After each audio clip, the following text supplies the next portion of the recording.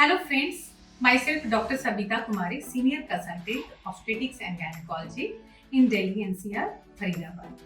आज का हमारा विषय है डिस्कशन करने का एडिनोमायोसिस। बहुत लोगों ने सुना होगा एडिनोमायोसिस। कुछ आम भाषा में लोग कहते हैं कि बच्चेदानी में सूजन हो जाना। ये बेसिकली होता क्या है? बेसिकली होता है यूट्रस की 3 लाइनिंग होती है। एक अंदर वाला लाइनिंग जो कैविटी की तरफ होती है, जो रूम के अंदर होती है, जहाँ से ब्लीडिंग होता है, उसको एंडोमेट्रियम कहते हैं। दूसरा लेयर होता है जो बाहर की तरफ मसल का लेयर होता है, उसको मायोमेट्रियम कहते हैं। और सबसे बाहर का लेयर होता है जो कि सिरोसल लेयर होता है।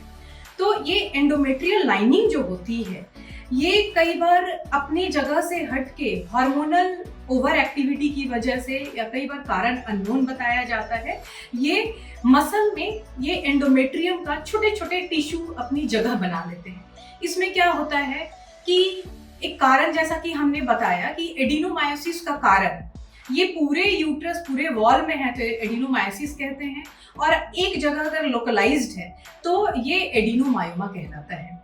और ये मोस्टली 90% 99% से ज़्यादा ये बिनाइन कंडीशन होता है, लेकिन सर्टेन एज डिपेंडेंट और कुछ जेनेटिक फैक्टर के बाद ये कुछ केसेस में कैंसरस हो सकता है।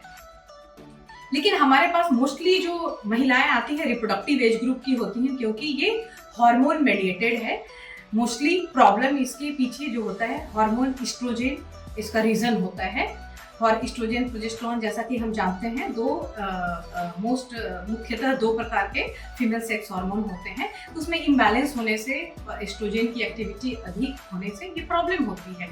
तो ये एडिनोमायोसिस में हम समझ गए कि एंडोमेट्रियल की जो लाइनिंग होती है वो छोटे छोटे लेक्स बना लेते हैं। अब क्या होता है कि पीरियड के दौरान जब पीरियड होता है तो वो एंडोमेट्रियम जो कि प्रिपेयर हो रहा है हार्मोन के इन्फ्लुएंस से पीरियड के लिए, और ड्यूरिंग पीरियड वहां से ब्लीडिंग होती है जो वजाइना से बाहर निकलता है। लेकिन मसल के अंदर जो एंट्रैप्ड हो गया एंडोमेट्रियल टिश्यू, वो वहीं पे ब्लीडिंग होकर छोटे छोटे लेग बनाते हैं। और हर बार ब्लीडिंग से क्या होता है कि उसका स्ट्रेचिंग होता है, डिस्टेंशन होता है, जिससे आसपास के नर्व्स जो होते हैं बहुत इरिटेटेड हो जाते हैं, जो मसल के अंदर होते हैं।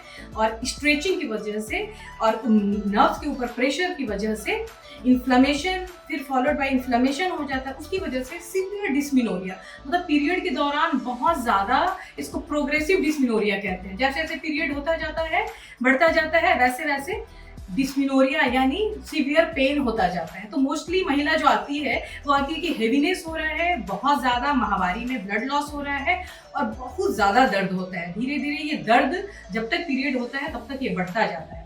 ऐसे में हम क्या करते हैं, जैसा कि हमने बताया कि ये रिप्रोडक्टिव एज ग्रुप में होता है, यानी जो महिलाओं में प्रजनन की क्षमता होती है।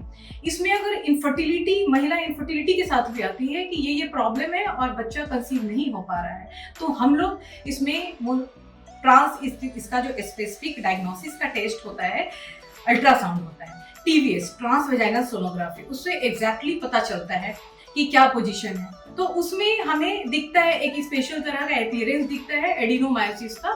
तो हम बताते हैं कि ये एडिनोमायोसिस है, इसकी वजह से इनफर्टिलिटी हो सकती है। और अगर क्योंकि ये क्या करता है कि एंडोमेट्रियम का भी थोड़ा टेक्सचर चेंज कर देता है, तो जहाँ पे बेबी का इम्प्लांटेशन होता है वो होने नहीं देता है। इस वजह से क्या होता है कि प्रेगनेंसी नहीं हो पाती है, और हार्मोनल इम्बैलेंस तो रीजन है। तो इसमें हम लोग इनफर्टिलिटी के लिए, तो इनफर्टिलिटी का ट्रीटमेंट के हिसाब से हम लोग करते हैं कि थोड़ा ओवेरियन चूंकि हार्मोन डिपेंडेंट होता है, तो ट्रीटमेंट में जब इनफर्टिलिटी के लिए आती है तो ओवेरियन फंक्शन कुछ सप्रेस करने के लिए हम लोग हार्मोनल पिल्स वगैरह देते हैं, जिससे क्या होता है कि एक्टिविटी खत्म हो जाती है, तो ये धीरे धीरे श्रिंक कर जाता है। तब फिर इनफर्टिलिटी से रिलेटेड हम लोग ओवेरियन स्टिमुलेशन और ट्रीटमेंट वगैरह फर्दर प्रोसीड करते हैं, तो पेशेंट कंसीव कर जाती है। लेकिन अगर एज ज़्यादा है, पेशेंट की फैमिली कंप्लीट है, उसके बाद भी ये हो सकता है।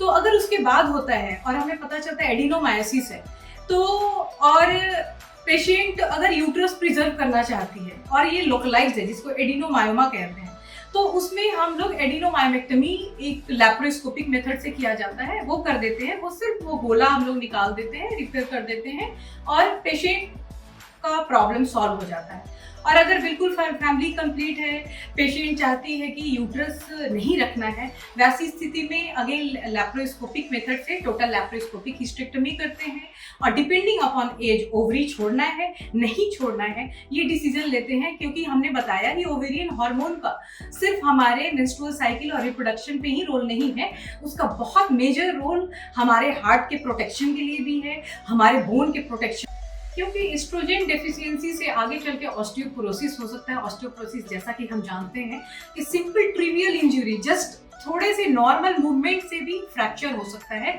और महिला बेड रिडन हो सकती है, लाइफ फेल हो सकती है, डेबिलिटेटेड हो सकती है, वो अपना डे टू डे एक्टिविटी खुद कर पाने लायक भी नहीं रहती है। इसलिए एस्ट्रोजन हार्मोन का यानी ओवेरियन हार्मोन का बहुत रोल है। तो डिपेंड करता है कि ओवरी को कब छोड़ना है हमें और कब निकालना है। और टोटल लैप्रोस्कोपिक हिस्टेक्टोमी अगर फैमिली कंप्लीट है तो हम इस तरह एडिनोमायोसिस के लिए कर देते हैं और पेशेंट का प्रॉब्लम सॉल्व हो जाता है। तो आज के इस एडिनोमायोसिस जो कि बहुत इंपॉर्टेंट टॉपिक है, उसकी जानकारी के एलिमेंट्री आइडिया कह लें या जानकारी के साथ ही मैं फिर अगले एक टॉपिक के साथ महिला के स्वास्थ्य से जुड़ी समस्याओं के साथ मैं फिर से मिलूंगी। तब तक के लिए नमस्कार।